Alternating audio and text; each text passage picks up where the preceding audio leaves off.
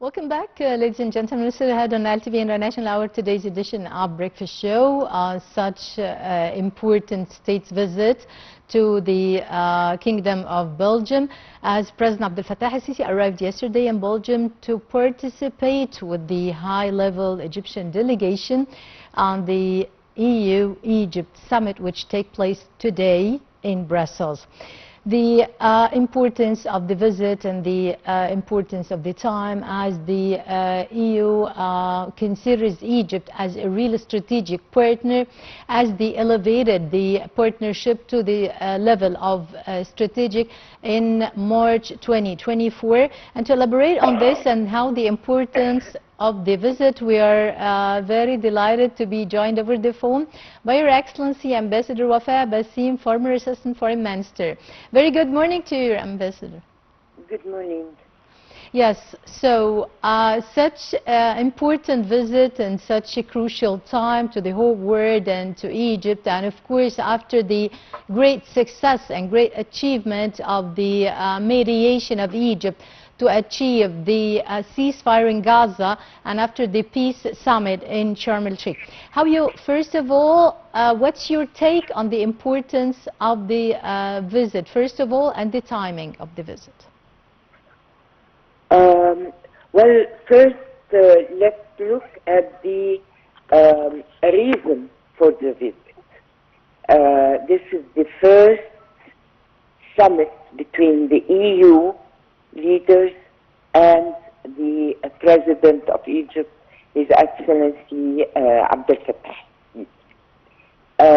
This first summit, one of the kind, comes after, let's say, 15, 18 months of the elevation of the relations between the EU as an institution that is gathering the 27 EU countries and Egypt as a leading state in not only in the Middle East but in Africa as well, to the level of strategic partnership.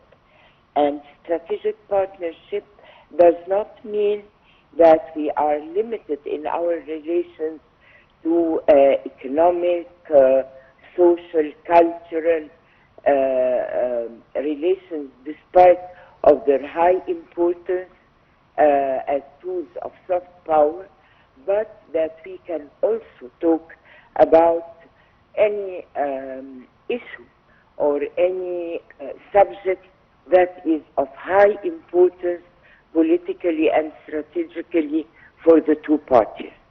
And what is more important these days than what is happening in the Middle East, the different issues, and on top of them, the ceasefire that Egypt, with the partners, Qatar and the United States, and later Turkey, was able to conclude just not even before 2 weeks, when everybody had lost hope. Of course, there are some skirmishes, there are some violation of the ceasefire on the part of the Israeli, but everyone is adamant and is very much willing to make it work. Yeah. And we will see that this issue and this subject will be on the top of the agenda in the summit of the President with the EU, but also, I'm sure, during his meeting with His Royal Highness, the King of Belgium. Then, which means that this visit to Brussels has also that bilateral aspect, which is important, and Egypt has held the position of Belgium when it recognized the state of Palestine. Yep. Your Excellency, the summit is supposed to cover 6 main pillars of concentration and collaboration between the two parties. And first of all comes the political relations, second the economic stability, migration and mobility, energy. We talk also about security, demography and human capital, trade and investment. How you elaborate on such important issues and files, and especially in the framework of holding the economic forum also on the sideline of this summit between Egypt and the EU? Let me start by the economic aspect, as it was at the root of the relation of Egypt with the EU. All along the development of the EU as an institution since it was the Europe of the 10th. We have a partnership agreement with the EU that is a product, a byproduct of the Euro-Mediterranean partnership in general, and that means that agreement with the EU, that partnership with the EU covers many pillars: social, cultural, economic. We have many projects, joint projects with the EU that are financed through the MEDA funds, which is the fund allocated from the EU to the neighboring countries, and others that come under the aspect of the bilateral Euro-Egyptian partnership. We work together on many aspects. We work on the sector of health, investment, trade, upgrading industry, marketing, and of course, as well as encouraging investment, changing the aspect of the partnership to become a daily functioning mechanism between Egypt and Europe. Egypt, or the EU. The EU is the largest partner of Egypt as far as trade and investment. Yes. On the other side, as you said, this will be put into focus during the economic forum that is going to take place in Brussels while His Excellency the President is there. More than 400 agents and representatives of the private sector on both sides, from Egypt and from the EU, are going to meet to sort of make a review of these relations, how to enhance them, how to open up for new areas and new domains of cooperation. Yep. Also, we have the different kind of financing of projects in Egypt by the EU comes either as grants or as guarantees for financing or as soft loans. Yes. And I think this is the biggest partner that we have in this area. Of course, and as you said, such advancement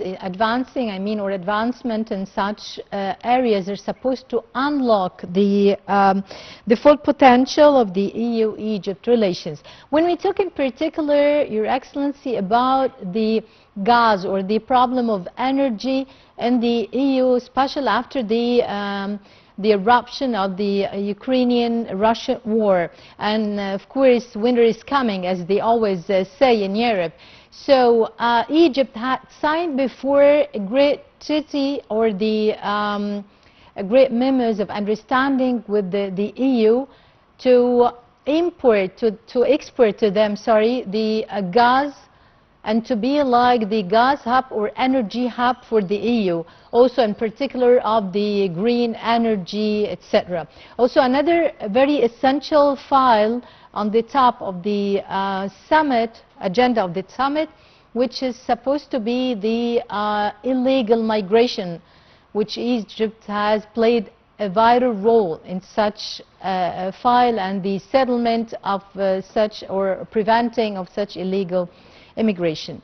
So can you elaborate more on this, please? Personally, I think that Egypt, on these two particular fields, Egypt is a very important hub in the Mediterranean as far as gas and oil is concerned. Of course, as you mentioned, with the war in Ukraine and what the insecurity of the provisions of oil and gas on the side, on that side of Eastern Europe and Russia, I think Egypt is becoming more and more important in this respect. But energy does not anymore depend very much only on fossil fuel. More and more there is a big cooperation between Egypt and the EU as far as clean energy is concerned. New sources and renewable sources of energy, green industry, not only to provide or to make for the lack of provisions due to the wars, but also taking into account all the environment file and the impact of the climate change on that file of clean energy. And we are working on this since COP, even before, but the highlight was made in COP 27 in Sharm el-Sheikh. Let me also talk about a model that Egypt has become a model for in the Mediterranean, which, as you said, is the illegal migration. Egypt, since now we can reach 4 or 5 years, is not anymore a source of any illegal migrants towards the north. And it is considered by all our partners as a role model in this respect.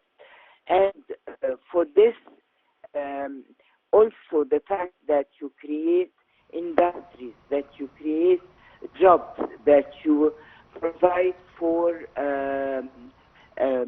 social guarantees for people, so and you encourage small and medium enterprises and industries, so people would stay in their homeland, but at the same time can cover their needs, their daily needs for them, and provide for their families, which create for both sides, whether Egypt or the EU, a situation of a win-win situation in this respect. Yes, you're right. Another essential file is supposed to be on the top of the agenda of the summit. It's supposed to be the security and the human capital, which is Egypt also playing a great role in, as Egypt is supposed to be, or considered to be, a role model really for fighting and combating terrorism for the European side and for the whole world. This is concerning security, also for the human capital, as the EU now, or all the European countries are now suffering from lack of calibers and lack of the the well-trained workers. So that's why Egypt can really have great chance, and now we are doing within a framework of more treaties with European countries to export to them the trained and well-trained calibers. What's your assessment also on this? Well, this is very important, of course. I mean, working on terrorism is a file that we are working on with the EU, with our partners in the EU, since the appearance of the terrorism as a phenomena, not only in the Middle East or related to Islam or this or that. We went even further than this and deeper than this, because the idea is not only to treat of the symptoms, but you need to know what are the root causes of this phenomena that is sometimes, or most of the times, is using the religion as a shield and as a mask to cover their aspiration for political sovereignty over different societies, not the legal way and not the democratic way, but by force and spreading terror to the population. And we have seen that in many parts of the world, including the Middle East, including also in Europe. The rise of the extreme right also is now threatening the security of many countries without being related particularly to religious reasons. Also the risk that non-state actors is presenting under this file, the file of terrorism, needs an international cooperation and a regional cooperation to combat and eradicate such a phenomenon. On the other hand, I'm very glad you are mentioning how the human capital can be a source of closer ties, of more winning situation on all parts, instead of being a threat to peace and security in the different societies. And so the movement of persons between the North and the South, between the EU and Egypt and other partners in the Mediterranean, does not go haphazard. Now it's being regulated, as you said, by agreements. And I take the example of Egypt. We have agreements with Germany, with Italy. Italy was the pioneer, where the needs of the working markets, the job markets, are taken into account, and where there is courses and there is preparation for the workers, and the human capital, as you said, in Egypt is being trained to fulfill the needs of the different labor markets in our partners, through building capacities, through enhancing skills, through languages, knowledge of languages, as well as basis. So the standards that are required in the job markets can be covered by Egyptian workers. And no, that's why no illegal migration. Again, the the competence and the Egyptian well-trained calibers can really legally to Europe, to any country in the European continent. Anyway, just go and work and enjoy working over there in the framework of the labor standards. Your Excellency, Ambassador Wafaa Baseem, former Assistant Foreign Minister, many thanks for your insights and for being with us. Have a nice day. Well, ladies and gentlemen, short break. I'll be right back.